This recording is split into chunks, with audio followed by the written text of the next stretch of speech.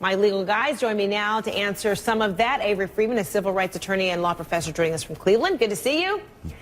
And Hi, Richard, Frederica. hello. And Richard Herman, a New York criminal defense attorney and law professor, joining us from Hawaii. Oh, aloha. Just rub it in, Hello. why don't you? All right. So does this mean, Richard, that the NSA can continue going about its business because of this latest judge's ruling, that it is lawful until, like Avery said, it finds its way to an appellate body?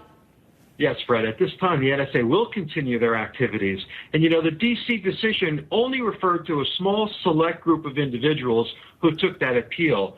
The decision in New York by the federal court judge, just think, Fred, his courtroom is a stone's throw away from where the World Trade Center stood. So if there was an argument, as was made before him, that this technology might have prevented a 9/11 episode, you know this judge or any judge sitting in that courtroom is going to rule in favor of this technology. That's the issue. Could this have prevented it? That's where the arguments are coming in. Some say it would have had nothing to do with it, whether we collected all this data. Others, NSA says, oh, yes, we could have prevented had we collected the data. This is the crux. This is the issue. Avery's right. It will take another level of appeal, but I do believe this will be before the United States Supreme Court to ultimately rule. And why do you feel like it would make its way to the Supreme Court, contrary to what Avery has to say?